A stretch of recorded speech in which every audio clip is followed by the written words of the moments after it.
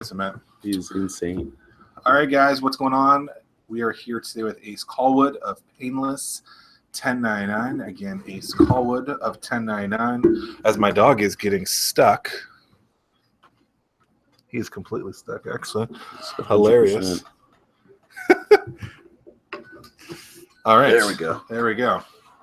We are good. Dog released. Dog released. So, I've known about you, and I don't know that you knew about me when I first met about you, but I was practicing what I was going to say last night, and I decided that the first time I learned about you was probably in 2013 when I was in this office listening to the tunes of a coffee shop, and I believe my good friend Byron Morgan said, hey, you guys need to check out this thing called Coffeetivity, and what's Coffeetivity is it basically takes the music you're listening to or whatever you're doing, add some sort of coffee background to it, and could change what I think is pretty cool, the different sound levels. And I got a lot of work done, except when those plates fell. I think we've since cleaned that up. That's I don't think that's live anymore. So you guys are doing, you've moved on from there. But that's when I first met about you. Yeah. We've been on Virginia's Youth Entrepreneurship Board through Governor Terry McAuliffe. You don't necessarily live anywhere specific. You live everywhere in the world, which is amazing. Nomad, yeah. Work where you want. That's what those millennials say. That is what we say. So Coffeetivity is like official hashtag is work where you want. And I think we embody that very well. My co-founder just bought an RV and we'll be working from the road as well. It's very cool. Yeah, that's life right now. Forever people talked about living in a certain area was really important. Yeah. But now people are realizing that as long as you have, I don't know, this or a computer, you can be anywhere. Why is that so important now? I think we said that for a lot of reasons, right? Like one, travel didn't work the way it did, way back when. Now that you can get places pretty easily, like I racked up 120,000 miles this year, just like traveling. Like part of it's work, part of it's flying or driving. Flying, driving, probably 2-3 times that. No way, 500,000. Yeah, 120,000 miles.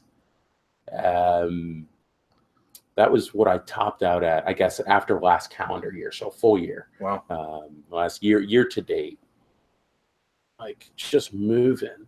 A lot of kind of the cross-country trips. But all that being said, I mean, I think the idea of you need to be in a place was relevant when we were locked into a type of work. It was job, stay at that job for 30 years, get the gold watch, retire, right? Like that mentality was very real. And now we've the Timex, the Fitbit, like the gold watches don't exist that way anymore. And like, that's not the goal for a lot of people. So being able to get around travel, I think getting to more experiential is really important. And, beyond that, just the way that technology works today, right? Like you've got Google Hangouts, us on, online right now, Slack calls. I was on a Slack call on the way out with one of my guys.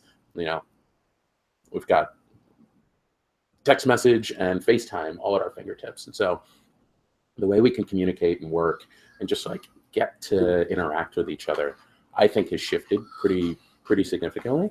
Yeah. And like for us as a team of young dudes, building tech products, like that has always made sense for us. And so we're all over the place. It's interesting though, because while I agree with you, and I 100% agree that the way that the world told us we needed to work is changing. Sure.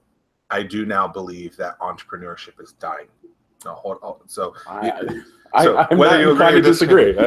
So why I believe it's dying is because people are now actually trying it, and people don't want to work. Mm-hmm. And even if they go through and do a little bit of it, they just realize that I can't handle this, right? People are now starting to talk about the emotional side of entrepreneurship. It was always this really super positive, and entrepreneurship's always been here, but it got this big thing. Obviously, Shark Tank was one of the hottest shows, and that has a huge piece to do with it. They glamorized it, right? They glamorized it. Silicon Valley, the TV show, makes it kind of funny. There's a show I think on AMC about the IBM revolution. Yep. But when people start understanding, like, it's potentially long hours, not a lot of pay, or I could do this other side and have 2 to 4 weeks out of the year, it might not be that bad. And so I think we saw the hype go up, and I think we're going to start going down. Where I think, and this might shock you, where I think our world of entrepreneurship is going is actually into franchises. And so those people who made it or have a couple of bucks are willing to pay a couple of bucks to get a playbook. Sure. Because ultimately that's what you're buying with a franchise, right? You're buying someone's playbook to figure it out. But that doesn't mean that micro franchises can't be something. So you're starting to see these blue collar franchises start to come out, put a little bit of professional services. You're starting to see, what's the donut shop in Richmond? But something like that, right? Duck Donuts, Sugar Shack. You're seeing the burger joint that everyone talks about. Five Guys floating around, Shake Shack. That was probably a small shop at some point, right? You're seeing Duck Donuts. So you're seeing these micro places, and people, there's a process behind it. Here it's Hanson Biscuit. Right. And so imagine if that person says, how can I drop this in a bunch of different places? People are buying my process, my playbook. That's the world that I believe we're going to go to. It should be very interesting. Obviously, there's a high-tech world of it. We were talking about AI and how it can schedule everything for you. But at the end of the day, like, we're still very off on where that is. And so I'm not getting it out of entrepreneurship. I think it's lovely. I don't know how it could ever work for someone else. But, it's interesting to see how you've evolved and how, a little app, and I'm sure that wasn't your first business. It was not. No, like 17th business. First one that did anything. But no, I think overall, we're not that disaligned in thinking. Like, I wrote a piece, this was maybe 4 years ago now. Startups are overrated. So like, I used to write a lot on Medium. But yeah, startups are overrated. And the general premise is like the high growth, scalable, like true startup, right? Like, there are businesses. You can have a small business. I think lifestyle businesses are great. And if that's what you sign up for, that's what you want to do, and it pays the bills, awesome. Like, do it all day. But the high growth, scalable, like, thing, or sell it for lots of millions of dollars, like that idea, it's hard, right? Like, everybody's like, oh, I got this business, I got this startup, I want to talk about this. And like, the general premise of the piece that I wrote, and I still talk about it a lot, is we should be doing side projects until one of those side projects should turn into a business. Like, when you're obsessing over that side project that you started, the little thing that you tried to learn something, when you obsess over that day in and day out, and you wake up and can't sleep because you're thinking about that thing, maybe then it should be a startup. Maybe then you should turn it into a business. But until then, go learn stuff, try stuff, break stuff, fail at things.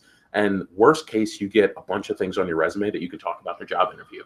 Best case, you get something that turns into the thing that you do 12, 13 hours a day. But that's what you got to commit to. And like, I think we get to this is a startup too soon, too quickly. And that's really interesting, because I look at it from a hobby standpoint, right? People are like, oh, I have a hobby now, I want to turn this into a business. I go, why?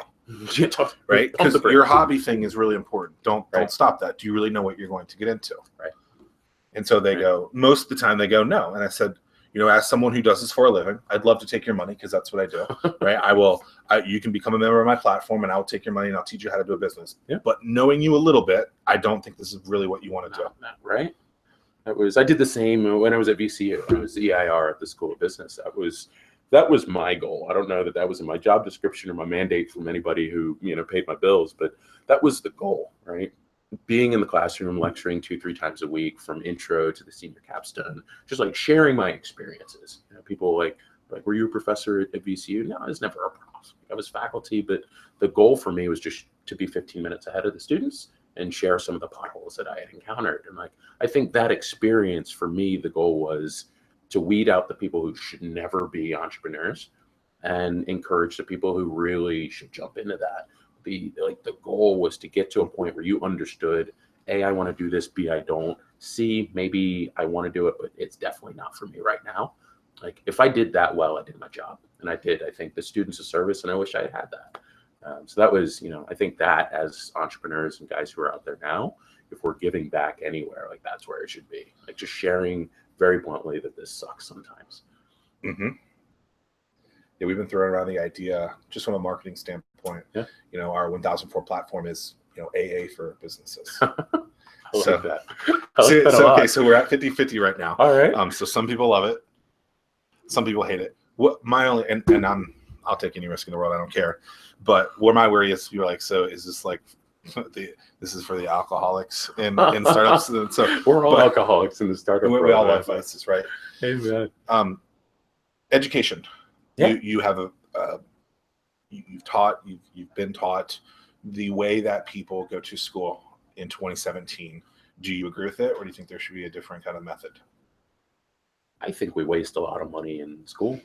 And I think that is right for some people in some professions, generally like super high tech, really skilled fields, where there's a lot of science behind what Doctors. you do. Right.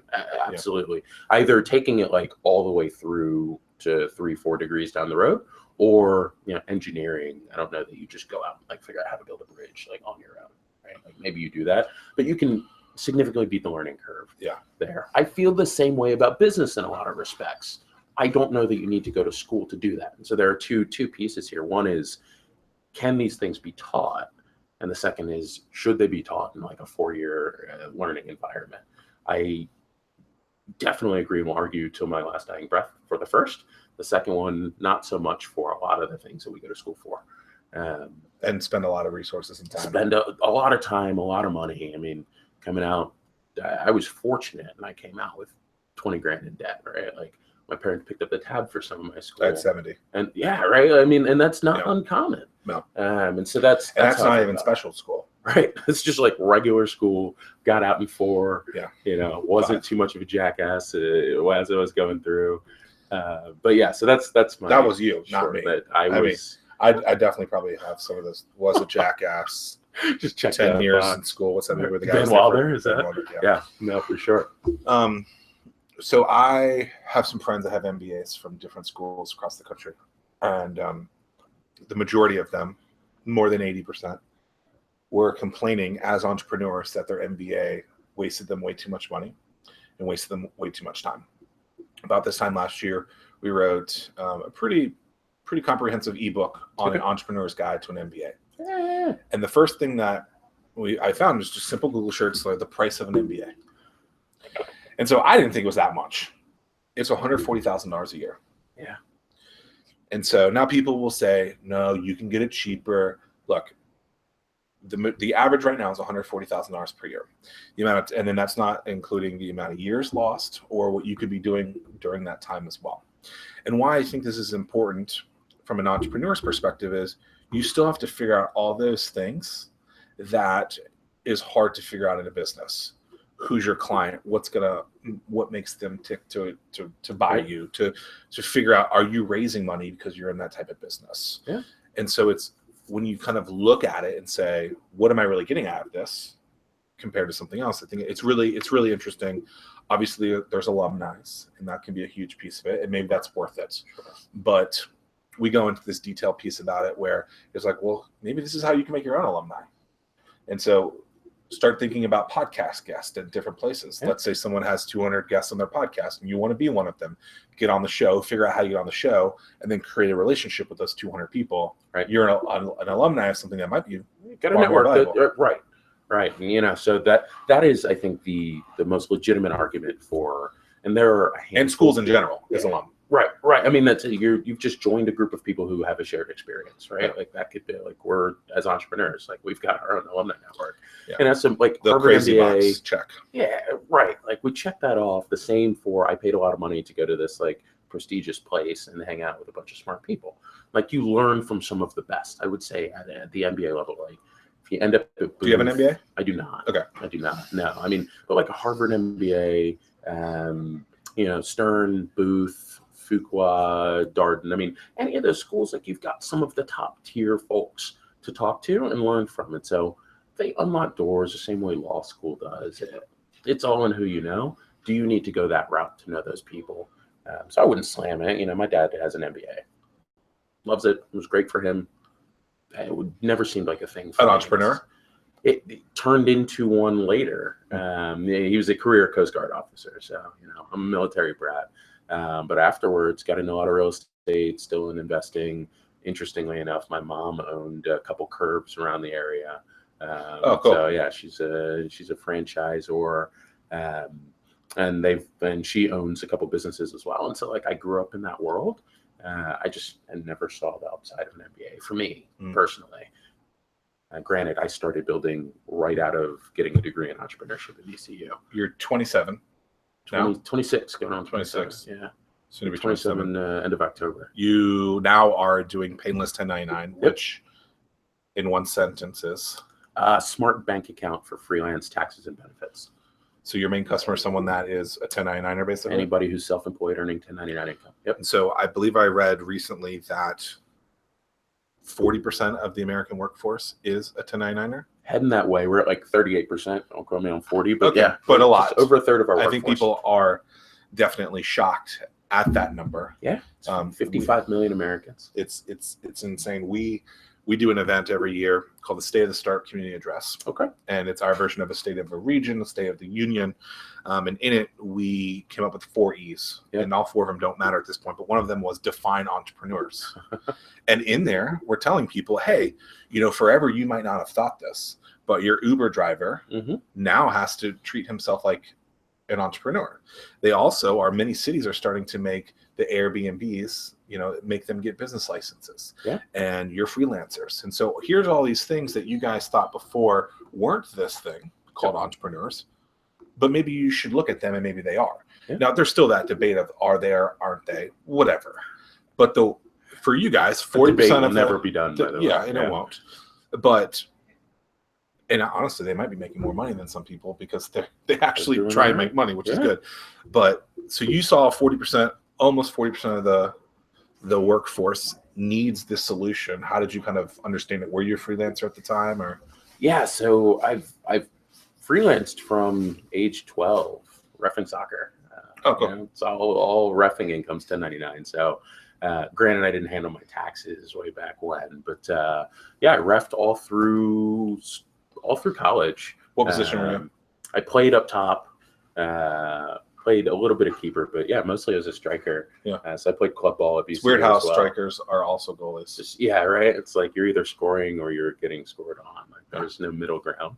Played ball growing up. I wrestled as well, but I reffed soccer. I worked for the Army for a couple years through college. That might have been the thing that you didn't know about me. Probably wouldn't find online. In the Army or worked for? So I contracted for the Army. Okay. So I was at a Fort Bragg and then Camp McCall for a bit, which was just a fascinating experience. I was a role player for the Special Forces. So we got paid to like run around the woods and blow shit up, which was awesome. But they paid us, a couple $100 a day, and all of that was 1099 income. And so, in the course of a summer, we'd be out for a month to 2 months at a time. I'd go out for a week and a half, 2 weeks during winter breaks. That experience in freelancing, like that's really when you're making a couple grand every session, like you really have to think about tax implications. So that was kind of my first experience, kind of in between Coffitivity, in between Cycle Stay, failed business out of school, and Coffitivity. We were doing strategy, brand consulting. Justin, my partner, is a technologist. And so I was doing traditional freelancing. And then on top of that, the Coffitivity audience listening to coffee shop sounds while they work to get their creative juices flowing. Most of them are self-employed. Does Painless own Coffitivity, or are they separate? They're separate entities. Justin and I own majority of Coffitivity. Okay. And so, we used, as we were talking to folks on Coffitivity, the question was, can we pay us 99 cents an hour? We worked and paid for beer for all summer. It was great. We made 30, 40 grand, like just on selling apps alone, which isn't insignificant. But we ended up about 30, 40,000 downloads. Yeah, it was. We were selling at 99 cents a pop. Yeah, and so we've got 5.5 million users, million uniques across the globe right now. Huh. We've been used in all but 2 or 3 countries in the world on Coffitivity. I think it was 400,000 app downloads last I checked. So like this global audience, really cool. And we just started talking to folks. Customer development at its finest. It's like, hey, how do you work? What do you do? How are you living? What tools do you use? Physical, digital, talk to us. One of the things that came up is, hey, we need the sense of community. We're all fragmented. We're all individuals. Where can we build a community and get the water cooler conversations that happen in your traditional office? The second was, we have no HR department. How are we handling benefits, finances, taxes, et cetera? And so couple insights came out of just talking to the folks and kind of leveraging our own experiences. And then kind of the last kicker is Matt, one of our co-founders who is on the site in the video with me. Matt got hit with that's Matt. He got hit with a several $1,000 bill from the IRS. Was doing dev work and app development for clients, got blindsided by a bill. And that was kind of the last kicker. It was like, hey, we've all experienced this. We've been percolating on Coffeetivity audience telling us, and then boom, blindsided. We build things for a living. Why haven't we solved this problem? So kind of a perfect storm is how I say it. But, I think that even the first time I had my first employee, I was blindsided by that number. So, yeah. Like that is, you're like, what, how much money just came out? Like for what? Yeah. And so I was always taught, my CPA, who actually is Paul DiNardo. Oh, love it. He was like, you just need to have someone else take care of this. And I was like, okay. And so I do. Yep. He gives me someone's number. Now you've got a guy. Now we got a guy. And then the number that came out was not what I was expecting. Oh. And I was like, I wasn't ready for that. Okay. And then you start learning and you figure out, okay, this isn't going to change because you have full-time staff. So it's going to be the same over and over again. And then you build in kind of like your budget or strategy around, okay, like I actually like to try and do it every 2 weeks in our pay period instead of pulling it out. And that's kind of what you guys do. But, you know, I don't have to. I could do it at the end of a pay period or a pay quarter. And so I think it is important to kind of pull that if you can at that time. Because, man, you will get blindsided. Yeah, and the reality of what we've built, you know, the smart bank account, every time a payment comes in, we're separating cash for taxes. Like, it's as much as just a automated savings platform as it is a tax calculation, right? Like, do they get a percentage on there as a savings or no? So yeah, that's another piece. We can do the rainy day fund. We can automate payment to your retirement, you know, your SEP IRA, your solo K. That's cool. That's really, it's the hub for finances for freelancers. So anything that comes in, we're calculating in real time and separating, and like just getting it out of sight, out of mind, just making sure funds are separated before you get, you know, your play money in your hand and you want to go spend it that's the most important piece of what we do. You know, I think 68% of Americans can't cover a minor emergency today. That's $500 to $1,000. 70% of us can't come up with $500 without putting it on a credit card or selling an asset. And so for us, it was like, just get money separated. So you're not dipping into it. So you're not thinking about it. So you're not looking at it. That's the best way to save. Like we happen to calculate specifically for self-employment and benefits and retirement and et cetera. I think I remember watching maybe your 43 North talk. Yeah. And in it discussed the biggest challenges once you get them on, it literally is set it and forget it. Right. But it is hard to get them on. There's friction on the front end for sure. So I think a lot of people have that challenge with user acquisition. Like what is it's hopefully it's painless, right? Well, it's painless for them. It's not painless for us. Like why, if something is so good, why don't you have, you know, hundreds of millions of acquired users? Like what holds them back? Yeah, no, this is the $1 million special sauce question. It is. And as soon as I figure it out, we'll have hundreds of thousands or, you know, hopefully 55 million folks on the platform. I think the first hurdle is education, right? Like there's just this element of you don't know what you don't know. Mm-hmm. Not only do I have to say, hey, we built a product, but I have to say, hey, this product's relevant to you. And just like that of convincing. Like once you know acutely what the pain point is, which is I don't have an employer separating taxes for me. I have to separate 30% of my taxes, et cetera, et cetera. Mm-hmm. Like once you have that packaged up and you know exactly what your issue is, Painless is an easy sell. Like, but from a Coffeetivity standpoint, right? Yeah. Like how many million active users you said? 5.5. So was there a pain point there? Very, very low friction. And so the other piece, after the education, just convincing you need to use the product. The second piece is getting you into a brand new bank account, which is what we do. We open a new FDIC insured account for every single person. Okay. As soon as I ask for a social security number, I lose, you know, X% of every. Sure. Yeah. Okay. You know? That's okay. So there's some real friction on the front end. So I remember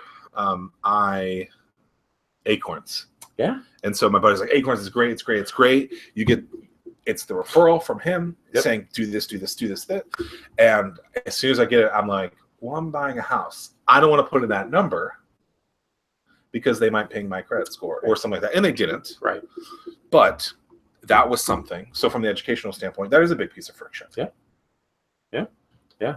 So the account opening, just KYC, the know your customer, getting data, the AML piece, like making sure users aren't terrorists putting money into our accounts. I mean, there's just from a financial perspective, and I get into this debate a lot, especially talking to investors, right? Like the difference between just a pure consumer tech product and a consumer fintech product. Sure. Like, well, you saw me try and do it. Oh, absolutely. Right? And then you immediately, I get it. Yeah. 100% get it. But I get beat up, and they're like, well, that's the $1 million question. They're not even close. Why don't you, Coffeetivity did this well. Why don't you have these many people? And I was like, because I'm opening a bank account.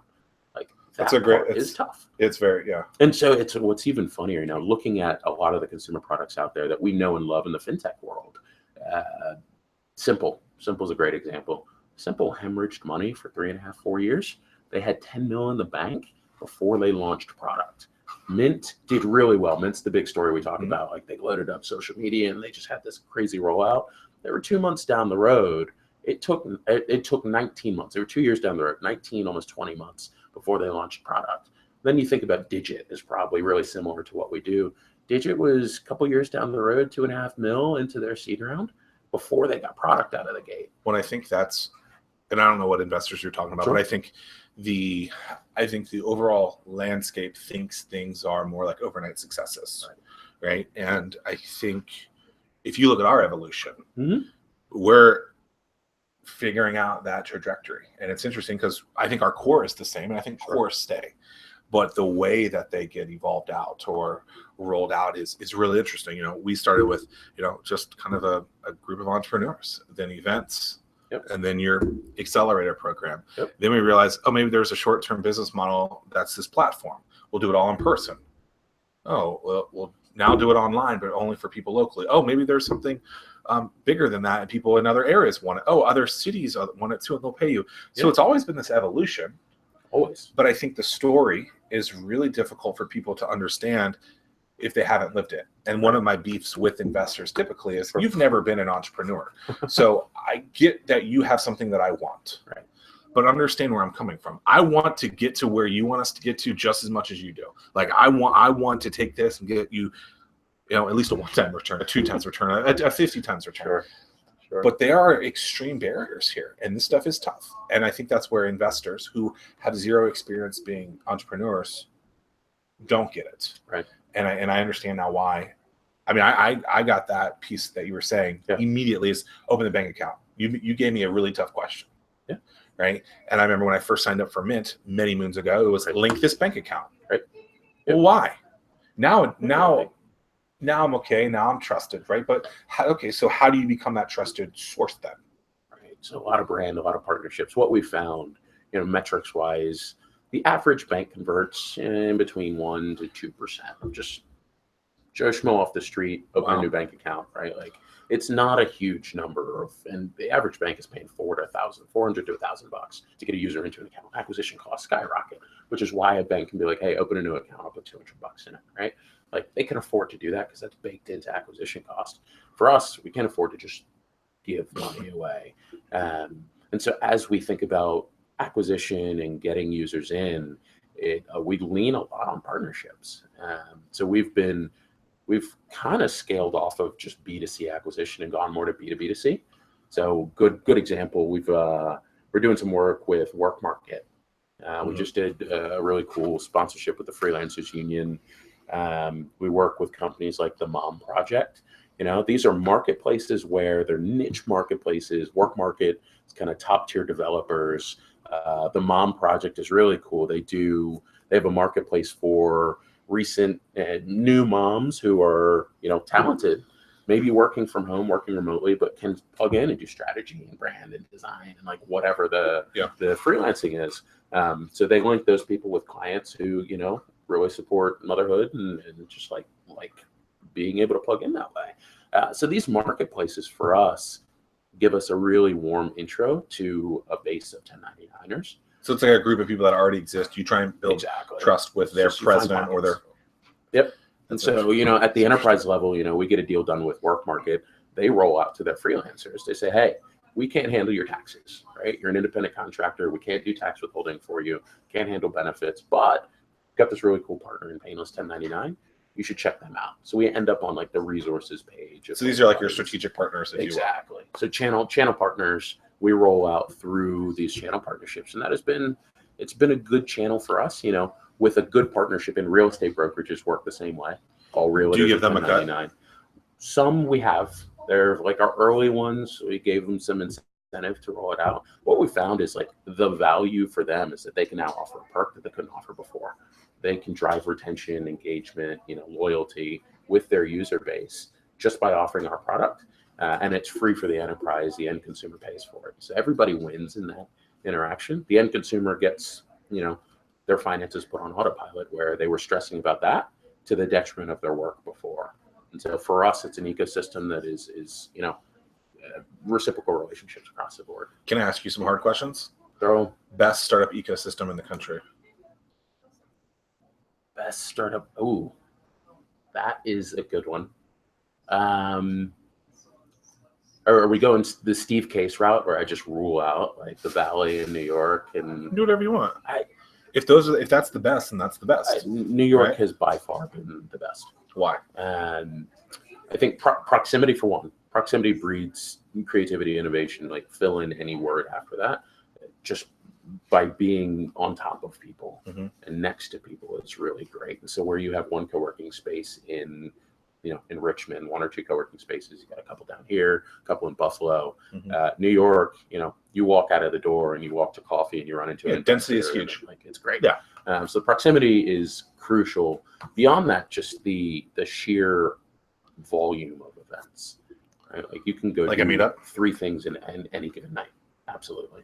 So meetups, and the amount of curation that happens, like the FinTech specific, drinks here at this bar, and then we're all going. If you're a FinTech, if you're in a FinTech startup, there is a meetup just for that. Just for that, like the niche that exists in New York, and then beyond that, like the money, right? Like I think in most ecosystems we bitch and moan about like lack of access to capital. It's a real thing. There are, I think, ways to navigate that, but just like the sheer amount of money that exists in New York, people would, I think, argue that the Valley is better. In New York City specifically. I think the Valley gets a lot of love culturally. It doesn't sit well with me. I can visit the Valley. I think there's a real sense of entitlement. The coffee shop combo you overhear in the Valley is like, hey, it came up with this super trivial thing.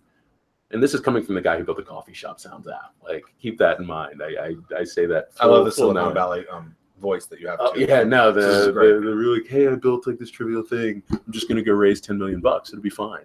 We're both gonna quit our like great engineering jobs. We're making $180 to pay ourselves another $180, maybe $200. Maybe we'll get a raise by starting this company. And like, that's not everybody, but like that, I think is a prevalent maybe mindset that I've experienced at least. And there are some dope people in the Valley. I love visiting, the SF down to, So would you call that maybe there's no underdog mentality? There is not. I don't think. But some other cities, right? And that's what Steve Case is getting at, right? Is that there's other places and they have to fight for their right to party, basically. Absolutely. That being said, nowhere will ever be Silicon Valley. Nor should they, is what I always say. Nowhere's going to be New York City. But cities try and do that. I know, and that's I get into a lot of debates about that. And I so about 4 years ago, wrote a book about building a community. It's based on 4 things: density, people, education, and microbreweries. It's when microbreweries in the state of Virginia, I love it, started being something different. So density, obviously, you're talking about that with proximity in New York. Sure. The people are really important. So then the curation of that, saying, hey, look, there's this FinTech thing. I look like this. I want to only go to this thing because I want to surround myself with smart people. That's that. Education is a form of a meetup, I think. Sure. Right. And then microbreweries was just a place where people could go, and it was a weird third place. It was a buzzword, right? And so people are like, microbrewery, no way. And I'm like, yeah, but you thought about it, so I'm better at marketing than you, so it worked. So we're rewriting this book now as my team's grown, and kind of the things that we've seen. Arts districts might be the kind of next piece on microbreweries and how there's this sense of place and whatever. But I've always said coffee shops. Coffee shops. So why I think microbreweries are the new coffee shops. That's fair. That's right. fair. And so I'll bite. you can have the mayor of Richmond, LeVar Stoney, right? And the founder of some business or its employee number 20, right, run into each other. You're not going to get that anywhere else. Sure. Right. And so that's why I think it was important. Sure. What I'm getting at this, though, is, people in different communities are trying to build something that another community has, not what they're good at. Right.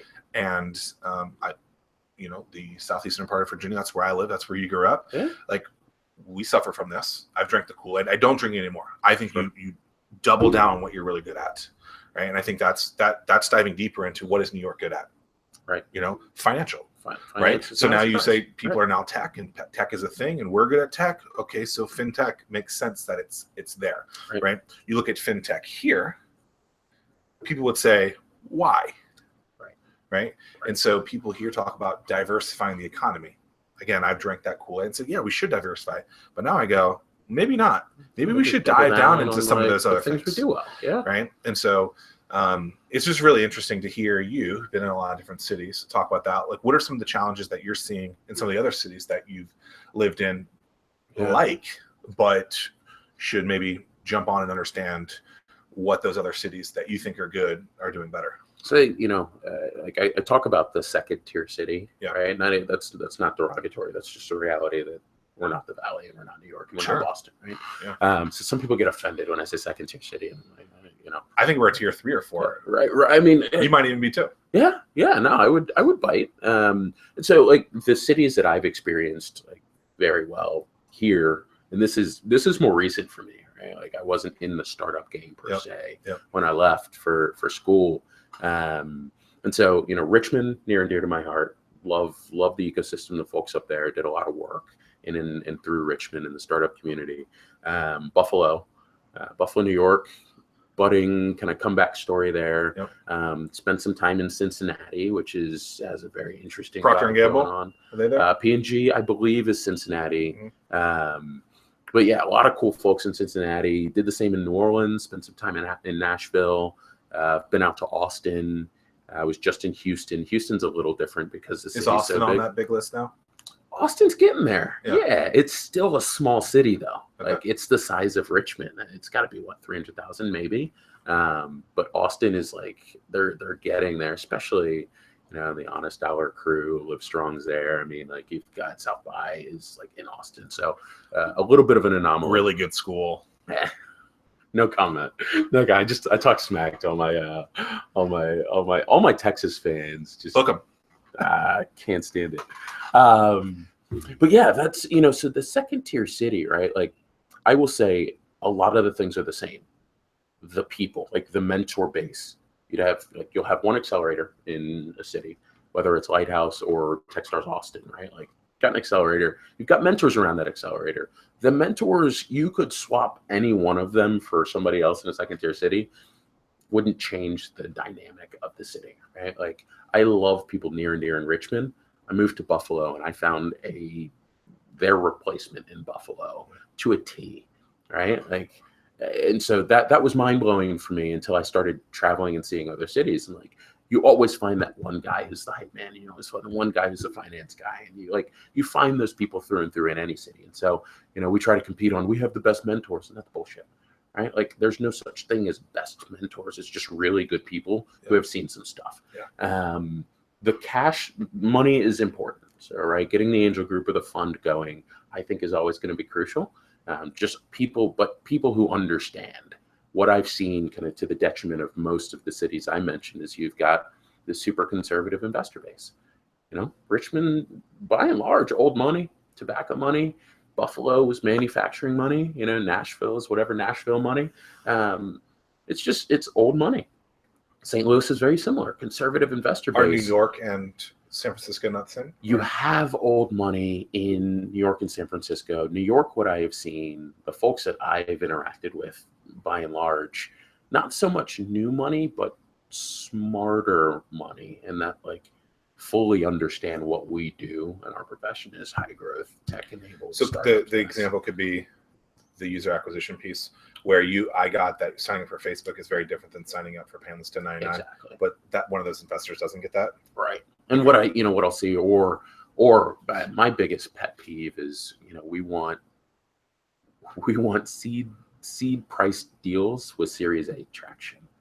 Like that disconnect of well, before I'm going to write this $50,000 check into $1 million round, I want to see you with, 500,000 users. I'm like, well, it's kind of not how that works. If I had 500,000 users, I wouldn't need your $50,000 check, So just matching the ask with the understanding expectations, size, yeah, right.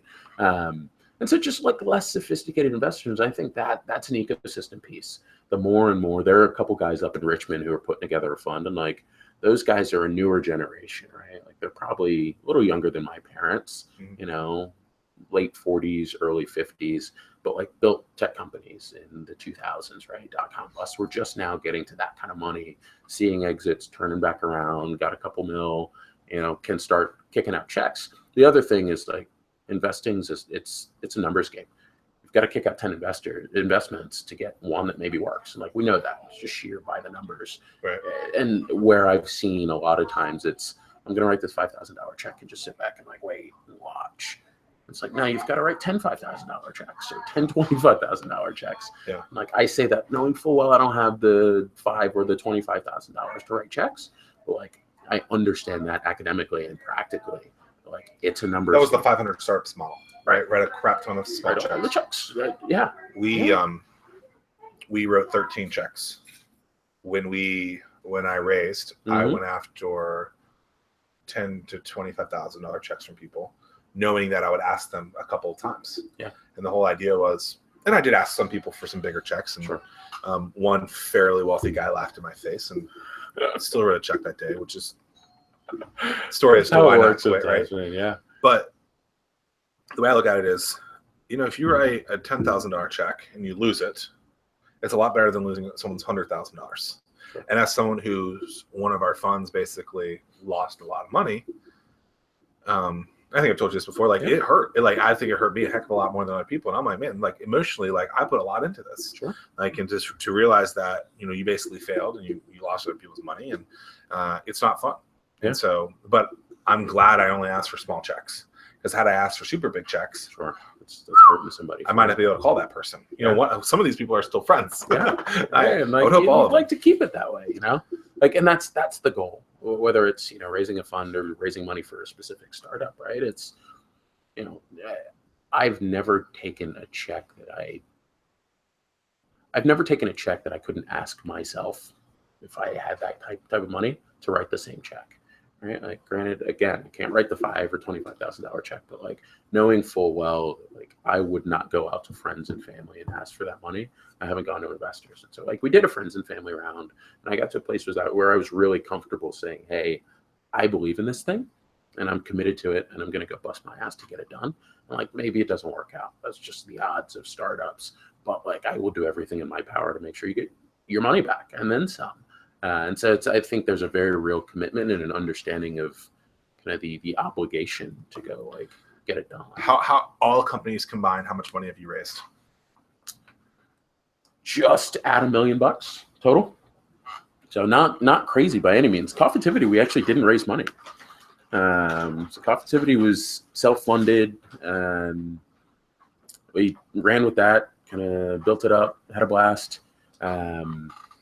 And then very quickly, as we were at an inflection point, rolled into Painless. And so Coffitivity still runs. It's on autopilot. It pays its bills. It's great. But yeah, Painless is the real first high growth scalable. Cycle Stay, we won some money. So that was the first company.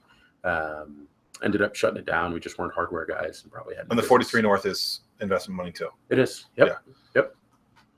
Painless1099.com. That's us. What I love about you is not only are you a lead man, a front man, you got your Dragon Ball Z style hair, my trying to rock, Vegeta, Goku thing going on. Yeah, the same picture in all of your images is the same, and you look the same. I love it. It is. Consistency is a virtue. Why is it important for someone to, when raising money or talking to a customer, be themselves instead of someone that they're not? I mean, and how do you stay true to that? Yeah. So like when you're taking money period, right? Like whether it's asking for investment or asking somebody to use your product and like give you their cash, the expectation is that you're starting a genuine, authentic relationship with somebody. And, you know, and you're kind of building this foundation of trust. Yeah. And I've always been, I take that back. I have not always. Right when I graduated school and I started my first company, I changed my government name is Austin. I'm a junior, and not many people know that. We got two things out of you today. Yeah. Number one, that you work for the Army. I worked and for number the two, Army. that you're Austin. I am in Austin Francis Callwood Jr. It's a hell of a name. I had that printed on my Cycle State business cards. It said CEO Austin F. Callwood Jr. Comma bitch. Yeah, comma bitch. ... exclamation point. Yeah, like that was, I put that and I wore a jacket everywhere. And like, it wasn't a cool, like unstructured blazer that I can get away with now with a t-shirt. It was like, I wore like a suit jacket and a tie. And like, I thought I had to be this person. Yeah. And so I did do that. I very quickly, it took me, I don't know, almost the course of a year to realize that wasn't who I was. And that wasn't why people wanted to engage, right? Like, sure, I get the young hip millennial thing. Yeah. People love that. But mostly it's just like, I come in, I talk shop, like I might drop an F-bomb here and there, and like they're signing up for me. Yeah. And if they like that, they really like it. And if they don't, we probably weren't going to be good partners. I think you told me this as we were chatting the other day. You know, you've got to be yourself, otherwise you're lying to people. And that for me, I think that's a really important piece. And I found just over a couple years of experience, I'm not super old, but packed a lot in, I think, in a little bit of time. You know, people are signing up for the ace that you get on, and you might the lose street it if in the you bar. don't get that. That's true. That's true. So that's what I found. That's really important because people know who they're dealing with, how you interact, and what they can expect. And like managing expectations is the most important thing we do as entrepreneurs, whether that's customers or investors. Do you know I host a TV show? What's that? I host a TV show. Did you know that? Yeah, I did. When I got that, took a lot of work. You guys have probably heard the story. But once I finally got approval that, okay, Zach Miller is potentially going to be our co-host. You're allowed to be on TV. I then go, oh yeah, by the way, I'm going to wear jeans and t-shirt.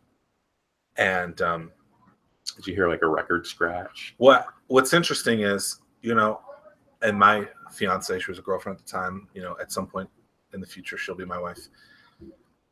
I think she was like, you got to get a suit. And I'm like, I've gotten this far being me.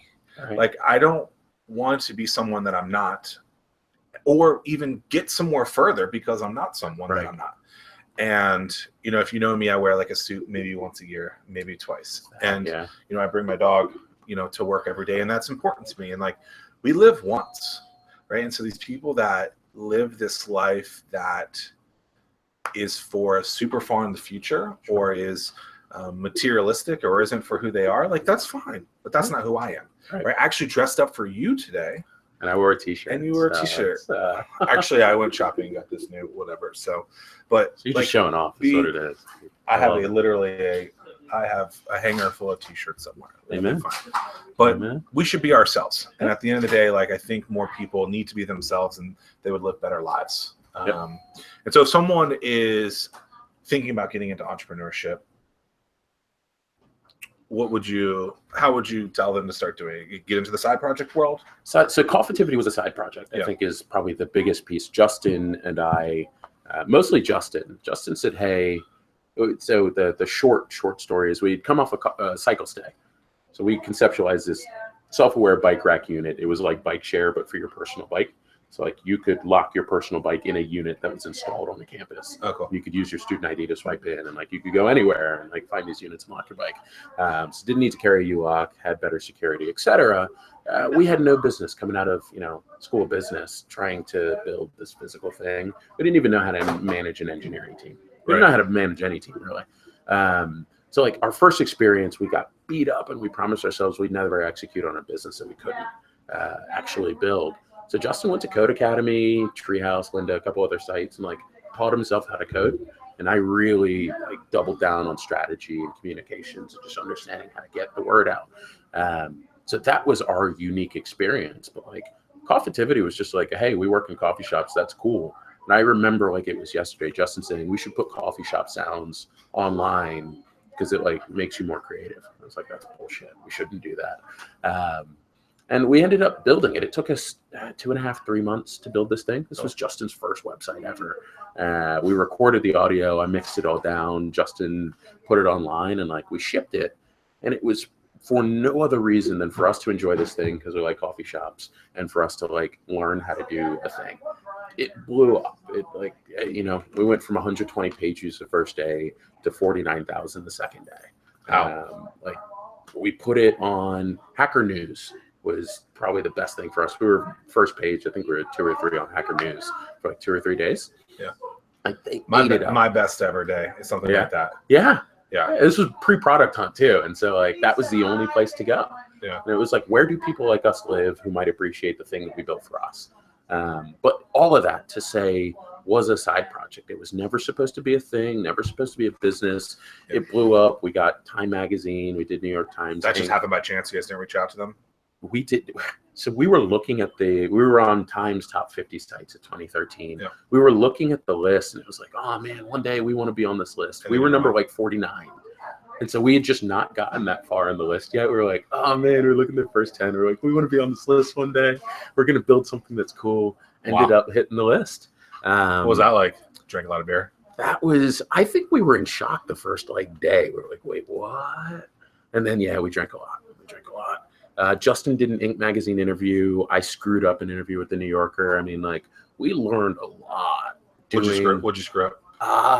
It was in New York. The New Yorker reached out. This was, I think, after my New York Times interview. For Coffeetivity. For Coffeetivity, yeah. So all of this press was Coffeetivity, which was awesome. The New Yorker reached out and they said, hey, you guys have gotten a lot of love. We want to, like, do this interview. And I was like, awesome. I'm coming up to New York to visit a friend. And so, like, New York is brutal, New York City, in that you can drink until 4. So I ended up out until 4. I had an 8 a.m. like on a Sunday interview while I was in for the weekend. I'm like, I got there like 20 minutes late. That background's the office of Coffeetivity. That is right? Like, office-tivity right there. Office-tivity. Yeah, I showed up to the interview late and like I was hungover and I probably still smelled like booze and I was in the closed room last night. Like it was just brutal and like the interview never ran. Oh. I think what I realized is, you know, doing communications and like sharing a story with people, like you are not only representing you, but like you're representing a whole team. And you're the face and your customers and the people who love it. Like if you look like an asshole, like that's the impression they're going to get. And they'll either A, write a bad article or B, not write the article at all. I think the New Yorker did me a favor in not writing that article or not publishing it at least. I'm sure it's in the archives. Like this guy sucked. But those experiences all came from a thing that was just interesting to us and we wanted to try building and learning and growing. So anybody starting out, we've got so much at our fingertips. Justin learning how to code on Code Academy. You know, me going through like YouTube videos on like, how do you do PR? Like, how do you think about press? Like we taught ourselves that. And that's our mentality, I think, as entrepreneurs is I can go learn anything. That has really what's taken us from a Coffeetivity experience to, you know, having people pay us a lot of money to just come in and do consulting for them, to, you know, running into a FinTech product. Like I failed finance in college. I am an accidental tax expert and a finance guy now. I would fail business in college. It was just brutal. Like never my forte until I got to a point where I'm like, this is a problem that needs to be solved. And like my education and all of the things that I've wanted to do didn't really make sense until I had a business or a passion or a thing I was interested in to apply it to. So it's like when I had that frame of I'm building and learning and doing to execute that end goal, I'd say find that thing. And there's so much information out there to get started. Your New Yorker story reminds me of this thing that I believe. Yeah. And I actually get a lot of pushback on it, but it's understanding that pro athletes are only on their A game a couple of times a year. Right. And so when that day comes, and you know what it is, that article, you need to be good. You're doing a big CNN TV show, you need to be prepared. Right. Otherwise, like recognize that those things are just practice and preparing you for there, you know, practice. Right. We're talking about practice. Like, it's not to say that don't give those things your A game, but it's to understand when you need to be on your A game. Right. And so you weren't on your A game that day. I was not. You went out the night before. We've all done it. Right.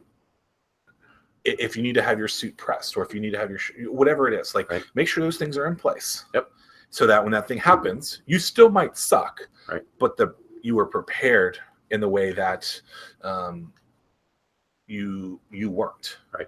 And it's interesting when people are like, no, you should always be on your A game. I'm like, yeah, but like, is that realistic? Should you be on? Well, then do you burn out, right? And so I think people burn out in 6 months worth of burnout. Was that worth working that extra hour a day? Right. I think good coaches manage your peak, right? Like that was so wrestling growing up. I wrestled, I played ball. I had a passion for soccer. I was a better wrestler. And so like wrestling at a Western branch, like just Coach Bobby, rest in peace. Awesome guy, kind of crazy, but awesome. Like he managed my peaks for tournaments, for big matches. Like he'd kick my ass some weeks knowing that like I had to wrestle and I was going to be worn out. But like I'd wrestle worn out, have a decent match, beat a guy who, I could compete with being worn out. And like he'd save a little bit or like manage me Monday, Tuesday for a Friday match going into tournament weekend. Like he'd give us a day off or he'd ice me the second day of practice, like he was just really good. And I think that's what a good coach does. That's what a good entrepreneur does. You understand the big inflection points, and there are going to be some that aren't on the calendar, right? Like being a top tier athlete, you can get out on the court. LeBron could go out on the court and just dust some people, right? Like he wasn't expecting to go out and play. He didn't plan for that. It's not a big game. But like he can go out and perform at top peak, top shape. It's impressive. It is impressive. It's a skill. But what is he doing to get ready for that game? And he's practicing for that on the regular. And it's 3 days before the finals in 2017. Yep. I'm sure he's doing a lot of things to be really, really ready. Yep. And probably actually his mind off the game. Yeah. Which is important. I don't think too much about performances, like pitches, big events. Yeah. I like the more you do, the worse it is in my case. Right. And that was, I think, actually another piece from Coach. Like he didn't coach during matches. He said, look, if you've done what you needed to do in practice and you know your game and I coached you in practice, I don't need to talk to you during the match. You're going to go out and execute. You're going to go out and perform. That's not everybody's philosophy. Yeah. Not everybody agrees, but I very much subscribe to that mentality now. And so after I've prepped for a presentation, I'm on an email, I'm hanging out, I'm on a call, I'm listening to music, just chilling. I don't watch my opponents. I don't think about the presentation. Like I go into Zen mode like 2 or 3 minutes before I'm on, and then I'm on. Yeah. There was some Duke basketball players came and gave a talk here last year, and they talked about Coach K, and they said that when something fucked up, he would be like, next play. He didn't dwell on it. He's like, learn from it, go to the next play. And it's interesting because with my team, we all fuck up a lot. Yeah. And I'm just like, okay, next play. Yep. Because I need them. They need me, I hope. But it's like you can complain and be really bad about this, or you can address it and get to the next thing. And I think next play is important. That's what I had one of my best teachers, one of my best profs in school. He said, you can do anything in my class. You can screw up anything. You just can't do it twice. That's when I'm going to penalize you. And like he was dead ass serious, man. Like you could bomb a test. So usually I try and give 3 kind of takeaways or 3 descriptions at the end of this. You've given me so many one-liners, I might have to keep the line going. I love it. People can find you painless1099.com. Painless1099. I am at Ace Callwood, all one word on I think so Facebook, Twitter, Medium. And if the picture doesn't look like him, it's probably not him. So don't follow that. No, I look like this in my Twitter avatar. So like all my professional, quote unquote, all my professional have that headshot. Everything else has, me with the glasses and the hair.